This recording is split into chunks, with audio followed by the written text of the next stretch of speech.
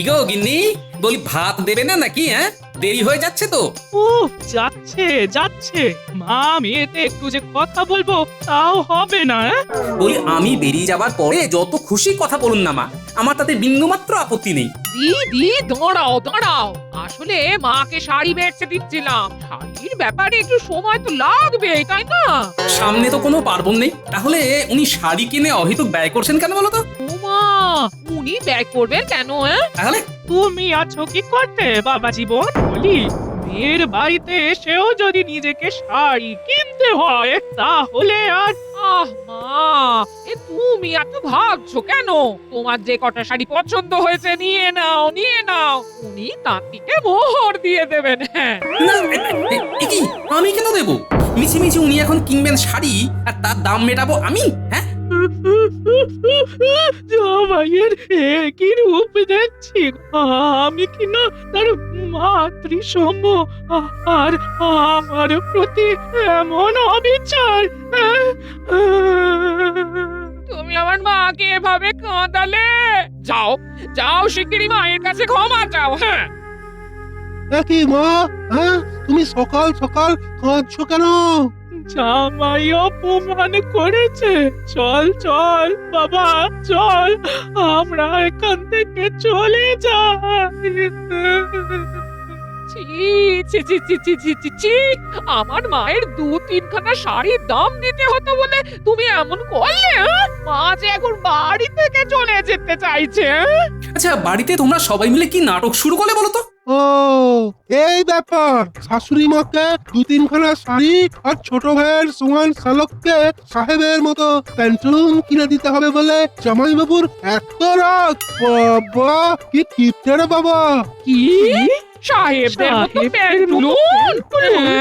হ্যাঁ তো খুব ইচ্ছে ছিল, বহুদিনের ইচ্ছে, কিন্তু অনেক দাম বলে না ওই বানাতে দিতে পারছিলাম না। তবে এখানে এসে ভাবলাম বানিয়েই নি, জামাই বাবু দাম মিটিয়ে দেবে। কি জামাই বাবু? কি সর্বনাশ! না আমি দেবো শাড়ির দাম, না দেবো আমি প্যান্টালুনের দাম। তোমরা যা খুশি করো। মা, আমার প্যান্টুলুন মা। তুমি আমার মা ভাইকে এভাবে কাঁদালে। যাও, আজ তোমার খাওয়া বন্ধ। হ্যাঁ, অনেক হয়েছে, থাক, দরকার নেই আর খেয়ে, আমি চললাম।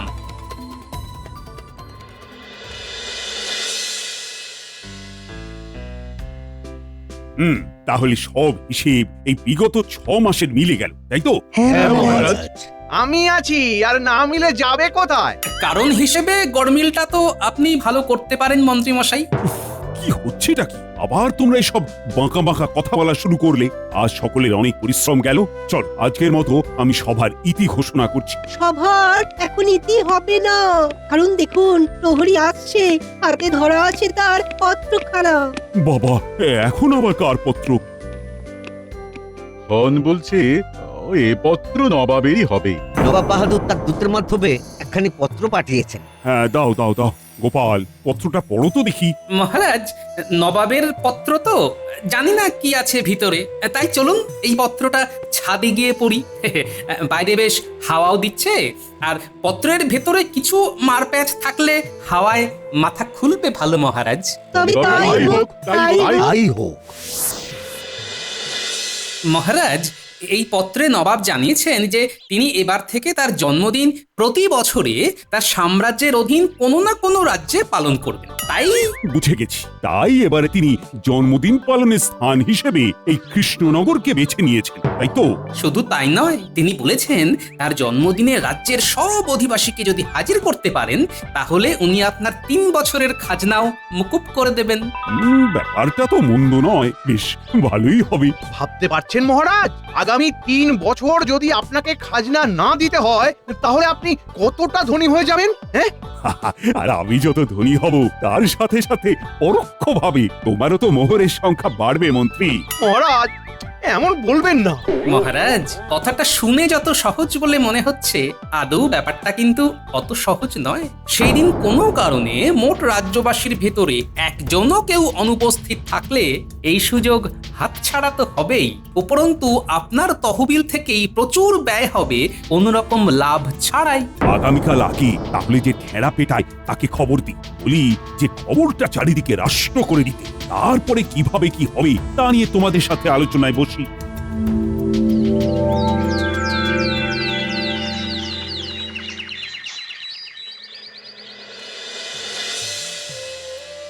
রানী, তুমি আজ নিজেই পেয়ালা নিয়ে আসলে। হ্যাঁ, ভাবলাম আপনার সাথে গল্প করতে করতে একসাথে চাটা খাবো আজ। তা বেশ করেছো। জানো তো, ওই নবাবের ব্যাপারটা নিয়ে না বেশ চিন্তায় রয়েছি। এটার জন্য বেশি ভাববেন না মহারাজ, আমি তো আছি। আমি নিজের হাতে ওনার জন্য আর গোটা রাজ্যবাসীর জন্য পায়েস রাঁধবো। তুমি খেপেছো রানী? এই এত লোকের জন্য পায়েস রাঁধবে? মহারাজ, আপনি যখন এতজন লোকের ভালো মন্দ নিয়ে ভীষণ ভাবে চিন্তা করেন, তখন আমি কি কিছু বলি? আপনাকে বারণ করি? না, কিন্তু আর কোনো কিন্তু নয়, কথা তো হয়েই গেল। এবারে বাকি ব্যবস্থা আপনি করে ফেলুন মহারাজ। মহারাজ, কি ব্যাপার, গিয়েছিলে ঢেঁড়াবাদকের বাড়ি? আগে হ্যাঁ মহারাজ, সেইখান থেকেই আসছি আর কি। বলো, কি বললে সে? কিছুই বলতে পারেনি, কারণ তার ভীষণ জ্বর আর সর্দি কাশি, গলা দিয়ে কোনো রকম আওয়াজই বেরোচ্ছে না। কি সর্বনাশ! তাহলে আমি এখন দিকে দিকে কি করে খবরটা ছড়িয়ে দেব রানী? মহারাজ, এতটা উতলা হবেন না। প্রহরী, তুমি এখন এসো। উতলা না হয়ে কি পারি বলো? শুনুন মহারাজ, আমার মাথায় একটা বুদ্ধি এসেছে। কি বুদ্ধি রানী? বলো তো একটু শুনি। আপনি বরং আপনার সভাসদদের ভেতরে 4 জনকে বার্তাবাহক হিসেবে কাজে লাগান মহারাজ। তারাই রাজ্যের চারদিকে খবরটা ছড়িয়ে দিক। আপনি তাদের বলুন, নবাবের জন্মদিনের দিনে সব থেকে বেশি লোকের উপস্থিতি যে ঘটাতে পারবে তাকে আপনি 500 মোহর দেবেন। কিন্তু নবাব যে বলেছেন রাজ্যের সকলকে উপস্থিত থাকতে। নবাব তো বলবেনই, আপনি সভাসদদের একবার পুরস্কারের কথাটা ঘোষণা করে দেখুন মহারাজ। পুরস্কারের কথা শুনলে সকলেই কাজটা ঠিকঠাক ভাবে করতে তৎপর হবেন। বেশ, তাহলে আজকেই কথাটা ঘোষণা করব। এই সবার শরীর ঠিক তো? আসলে কালকে তো খুব পরিশ্রম গেছে সবার, তাই আমি ইচ্ছে করি আজকে দুপুরবেলা সভা বসানোর সিদ্ধান্ত নিয়েছি। মহারাজ, বলছি কি, আজকে ঢেঁড়াবাদক ঢেঁড়া পিটিয়ে খবরটা কি রটিয়েছে? আসলে কিছু শুনলাম না তো, তাই জিজ্ঞাসা করছি। হ্যাঁ, সেই ব্যাপারেই তোমাদের সাথে আমার একটা জরুরি কথা আছে। কি কথা? কি কথা বলুন না মহারাজ। বলুন বলুন মহারাজ, আমি সব সময় আপনার পাশে আছি। পাশে না থাকলে আপনার ভান্ডারে অতিরিক্ত মোহর আসবে কিভাবে বলুন? হ্যাঁ, শোনো, হাতে তো বেশি সময় নেই, তাই কাজের কথায় আসি। বলুন মহারাজ। আমি চাই আমার সভাসদদের ভিতরে 4 জন দায়িত্ব নিয়ে রাজ্যের চারিদিকে এই খবরটা রটিয়ে দিক। আর শুধু তাই নয়, যে নিজের বুদ্ধি বলে সব থেকে বেশি লোককে হাজির করতে পারবে তাকে আমি 500 মোহর পুরস্কার দেব। 500 মোহর? মহারাজ, আপনি বলুন কে কোন দিক প্রচারের দায়িত্ব নেবে? উত্তর দিকে প্রচার করবে গোপাল, দক্ষিণ দিকে মন্ত্রী, পূর্ব দিকে প্রচার করবে সেনাপতি এবং পশ্চিম দিকে প্রচার করবে সভাকবি। মহারাজ, আপনি কোনো চিন্তা করবেন না, আমি দক্ষিণ দিকের সব লোককে উপস্থিত করে তাক লাগিয়ে দেবো একদম। আমিও করব সব রকমের চেষ্টা যাতে হাজির থাকে পশ্চিম দিকের একদম কোণাতে বাস করা শেষ বাড়ির লোকটা। আমিও করব যথাসাধ্য চেষ্টা। এখন দেখা যাক। মহারাজ, দেখি কি হয়, তবে চেষ্টার কোনো ত্রুটি রাখবো না। দেখো সবাই কতদূর কি করতে পারো, তোমরাই আমার আশা ভরসা সব। যদি পারো তো এই রাজ্যের আগামী 3 বছরের জন্য খাজনা মকুব করার চেষ্টা করো। মহারাজ, প্রচার যে করব তার জন্য তো একটা প্রচারপত্র বা বিলিপত্র লাগবে, সেটা কোথায় পাবো? ও হ্যাঁ, ভুলেই গেছিলাম। ঠিক আছে, বিজ্ঞানী, তুমি বরং তোমার যন্ত্রের সাহায্যে কয়েকশো বিলিপত্র চেপে দাও, কেমন? যথাজ্ঞা মহারাজ।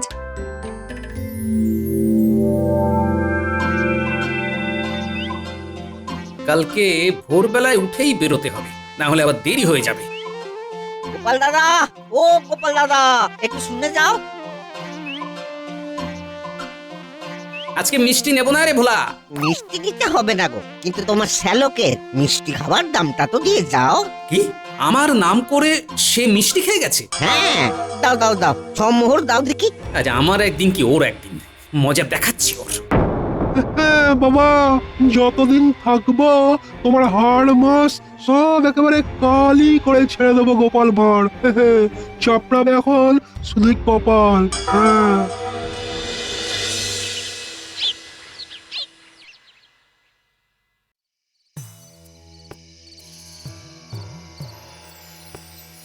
গিন্নি, অগিন্নি, দরজা খোলো। গিন্নি আসছি হ্যাঁ। কি গো এতক্ষণ কোথায় ছিলে? আরে শাড়ি জামা কাপড়ের হিসেব করছিলাম হ্যাঁ। কি সেই শাড়ি জামা কাপড় কিনেই ছাড়লেন উনি? এই দেখো দোহাই তোমার, আর এই নিয়ে ঝগড়া অশান্তি করো না হ্যাঁ। আজ আছে কাল নেই, এসেছেন যখন শাড়ি কিনতে শখ হয়েছে, একটু কিনে দাও না। শুধু কি এই, তুমি জানো তোমার ভাই আমার নামে ধার করে ভোলার দোকান থেকে মিষ্টি কিনে খেয়েছে? আহা, কচি ভাই আমার, মিষ্টি খেতে ইচ্ছে হয়েছে খেয়েছে, তাকে আর এই নিয়ে বকাবকি করো না তুমি হ্যাঁ। এই করে আমার যে গেটের কি হাল হচ্ছে তা তুমি জানো না গিন্নি? দেখো বাবা জীবন, আমাকে আর আমার ছোট ছেলেটাকে জামা কাপড় কিনে দিচ্ছ বলে আমার মেয়েটাকে গাল মন্দ করো না। কথাতেই তো আছে, তুমি যত দেবে তার দ্বিগুণ ফেরত পাবে। হ্যাঁ হ্যাঁ, এত কৃপণ হবে না জামাই বাবু। তুমি আবার মুখ খুলছো? হ্যাঁ, আজ তোমার একদিন কি আমার একদিন। এই না না, একদম রাগারাগি করবে না, যাও জামা কাপড় ছেড়ে এসো, খেতে দেবো, যাও। হ্যাঁ দাও গো গিন্নি, খেতে দাও, কাল আবার অনেক সকালে বেরোতে হবে। কেন, কালকে কি আছে? ও, তোমায় তো তালে বলে বলাই হয়নি। নবাব এবারে আমাদের কৃষ্ণনগর রাজ্যে ওনার জন্মদিন পালন করবেন, তাই তিনি চান ওই দিন যাতে সকল রাজ্যবাসী উপস্থিত থাকে। বাবা বাবা, বলি সকল রাজ্যবাসী উপস্থিত থাকলে উনি কি কিছু পুরস্কার দেবেন নাকি? হ্যাঁ বলেছেন, আমাদের মহারাজ যদি ওই দিন সকল রাজ্যবাসীকে উপস্থিত করাতে পারেন তাহলে আগামী 3 বছর আর আমাদের রাজ্যকে খাজনা দিতে হবে না। কিন্তু একই দিনে সবাইকে হাজির করা তো খুব কঠিন। মহারাজ কি করবেন তাহলে? আমরা আছি কি করতে গিন্নি, মহারাজ আমাকে, মন্ত্রীমশাইকে আর ওদিকে সেনাপতি এবং সভাকবিকে রাজ্যের চারদিকে নিজ বুদ্ধির সাহায্যে সব লোকজনকে ওই দিন হাজির হওয়ার জন্য রাজি করানোর দায়ভার দিয়েছেন। ও বাবা, তাহলে তো ভীষণ গুরু দায়িত্ব তোমাদের উপরে। মহারাজ বলেছেন যে এই কাজে সফল হবে, অর্থাৎ 4 জনের ভিতরে যে সব থেকে বেশি লোককে উপস্থিত করতে পারবে তাকে 500 মোহর দেবেন পুরস্কার হিসেবে। হ্যাঁ শুনুন জামাই বাবু, শুনুন, যদি মানে আমি আপনাকে এই কাজে সাহায্য করি আর তার ফলে আপনি 500 মোহর জেতেন, তাহলে তার অর্ধেক মোহর আমাকে দেবেন তো? দুঃখে করো রঘুবীর, তোমায় আর সাহায্য করতে হবে না। এমনিতেই এই কদিনে আবার গেট যা খসিয়েছো তার কি বলবো। ভালো, মানে কাজের কথা বলতে গেলাম তা না 4টে বাজে কথা শুনিয়ে দিল। কি করব বলো, উপায় তো নেই। আপনার মতো লোক যাতে আমার শত্রু কপালেও না জোটে, সত্যি বলছি। বেছে বেছে জামাই এনেছি বটে, মেয়েটা যে কি করে ঘর করে। উফ,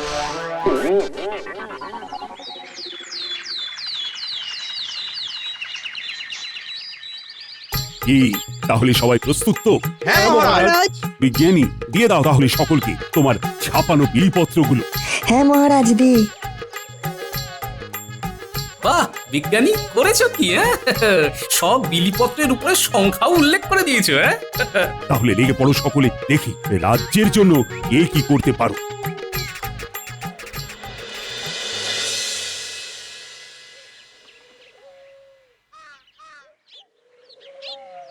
ও গোপাল দাদা, আমার ডেকেছো কেন? হ্যাঁ তুমি এসে গেছো, বাহ বাহ বাহ। শোনো শোনো, তোমাকে আরেকটা বিশেষ কাজে ডেকেছি বুঝলে, মানে তোমাকে আমার একটা কাজে সাহায্য করতে হবে। বলো গোপাল দাদা, কি কাজে সাহায্য করব? নবাব তো এই রাজ্যে তার জন্মদিন এবারে পালন করবেন, তা নিশ্চয়ই শুনেছো। হ্যাঁ শুনেছি, নবাব তো এটাও বলেছেন তিনি তার জন্মদিনে এবার গোটা রাজ্যবাসীর উপস্থিতি দেখতে চান। হ্যাঁ, তাই আমরা আজ থেকে প্রচারে বেরিয়েছি। তা আমায় কি করতে হবে একটু বলো শুনি। আমি যখন প্রচারে যাব, মানে এখন আমার সাথে তুমিও যাবে, আর তারপরে কি করবে সেটা আমি তোমায় বলে দিচ্ছি।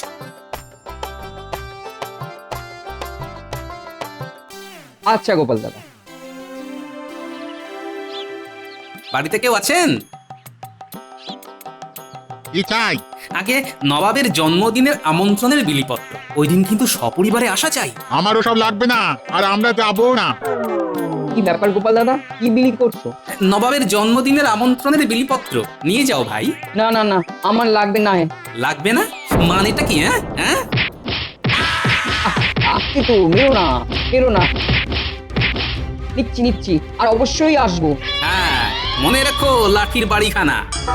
দাদা ও দাদা দিন দিন দিন আমন্ত্রণ পত্র দিন, আমরা আসবো। দাদা দাদা আমাকেও দিন, আমরাও যাব। আমরা সকলে আসবো। আপনারা সকলে ওই দিন মনে করে চলে আসবেন, না হলে কিন্তু পিঠে পড়বে দুমদাম লাঠির বাড়ি। রে বটা ঘটা, ওই আমন্ত্রণের বিলিপত্রগুলো বের কর। এই ঘটা শিগগিরই বের কর। দি দি দি মন্ত্রী মশাই, ও মন্ত্রী মশাই, এক মিনিট। আরে তুমি, কি ব্যাপার এই সময়ে এখানে কি করছো? এই আপনার পিছু নিয়ে এখানে এসে পড়লাম আর কি। আপনার দলে আপনার হয়ে কাজ করব বলে। না, আমার আর কাউকে দরকার নেই। আমার বটা ঘটাই বাঁ হাত আর ডান হাত। আরে মন্ত্রী মশাই, আমাকে একটু অজুহাত হিসেবেই নিন না, কি আছে দেখুন না কেমন কাজ করি। সব কম নয়। বেটা ভীষণ ঠান্ডা পাচ্ছে। যাকে প্রচারের সাথে সাথে আমন্ত্রণ পত্র বিলি করি। করুন করুন, ঝটপট করুন মন্ত্রী মশাই। আমার প্রিয় সকল দক্ষিণবাসী, তোমরা চলতি সপ্তাহের শুক্রবারে নবাবের জন্মদিন উপলক্ষে কৃষ্ণনগরের বড় মাঠে উপস্থিত হয়েও। কেন যাব? উপহার দিতে পারবো না। বলছিলাম যে খেতে দেবে। আরে উপহার দিতে হবে না, খেতেও দেবে। তোমরা শুধু মন্ত্রী মশাইয়ের কথাটা শোনো। তোমরা উপস্থিত না হলে আমি যে মোহর জিততে পারবো না। উনি মোহর জিতবেন বলে আমাদের যেতে বলছেন? খেয়ে দিয়ে আর কাজ নেই, যত সব। তোমরা তাহলে সকলে এসো, আমরা দক্ষিণের আর বাকি বাসিন্দাদের কাছে চললাম।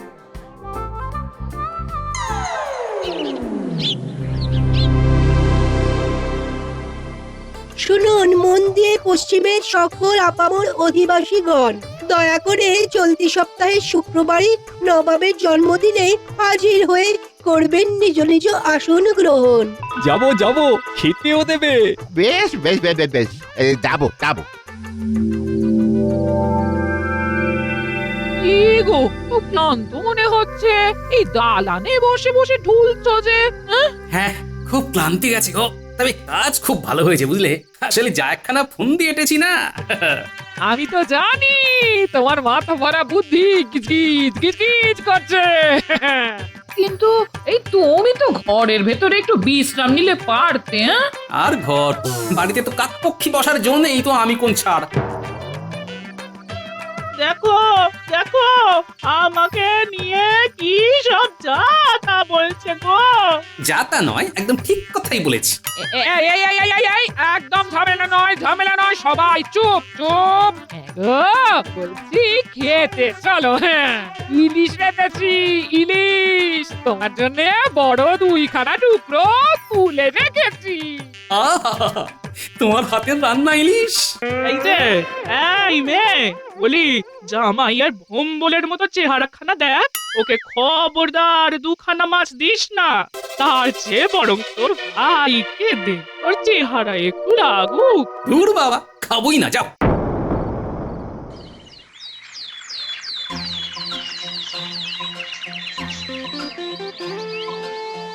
বাবা, উত্তরের তো আসন পূর্ণ দেখছি, সবাই এসেছে।